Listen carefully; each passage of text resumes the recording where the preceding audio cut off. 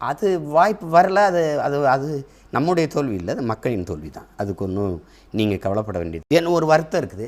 இவ்வளவு பேசிய மகன்களுக்கு, இவ்வளவு போராடிய பிள்ளைகளுக்கு, இவ்வளவு உண்மை நேர்மையுமா, இவ்வளவு மாற்று அரசியலை, தூய அரசியலை எடுத்து வைக்கிற பிள்ளைகளுக்கு நீங்கள் 10 லட்சத்தை வாக்கை போட்டு விழுக்காடு கொடுத்துருக்கூடாதா அப்படின்னு ஒரு வருத்தம் இருக்குது. அவ்வளோதான்.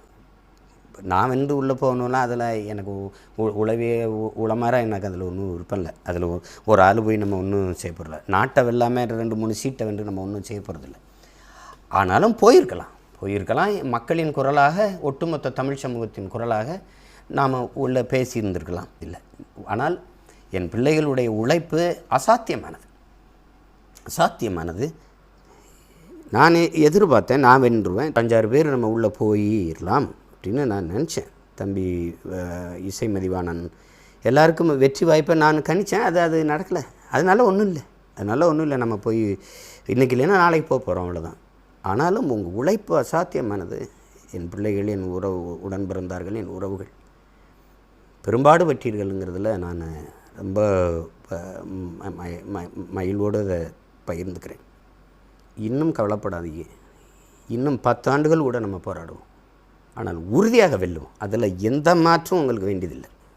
எந்த காலத்திலையும் தமிழ் மீதும், என் தாயின் மீதும், என் தலைவன் பிரபாகரன் மீதும் ஆணையிட்டு சொல்கிறேன், தடம் பெறல மாட்டோம். தன்னலத்திற்காக சமரசங்களை செய்ய மாட்டோம். எவருக்காகவும் எதுக்காகவும் பதவிக்காக, அற்ப பணத்திற்காக போயிட்டு சமரசம் செஞ்சுட்டு செய்ய மாட்டோம்.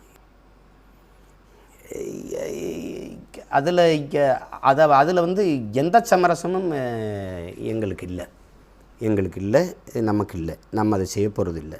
நமக்கு அப்படி ஒரு வெற்றி தேவையும் இல்லை. நம்ம முழுக்க மக்களை நம்புகிறோம். 100 விழுக்காடு நம்புகிறோம்.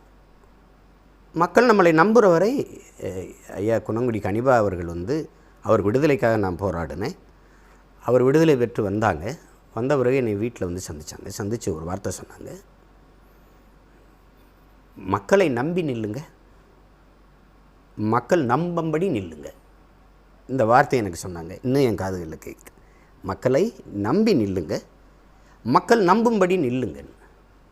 மக்களை நம்பி நிற்கிறோம், மக்கள் நம்பும்படி நிற்கிறோம். மக்கள் என்றைக்கு நம்புகிறாங்களோ அன்றைக்கி நமக்கு வெற்றி வரும். அது வரைக்கும் துணிஞ்சு நாம் போராடிட்டு இருப்போம். தலைவர் நமக்கு கற்பிச்சிருக்காங்க, வரலாறு நமக்கு வழிகாட்டுது, சத்தியம் நமக்கு சான்றாக இருக்கிறது.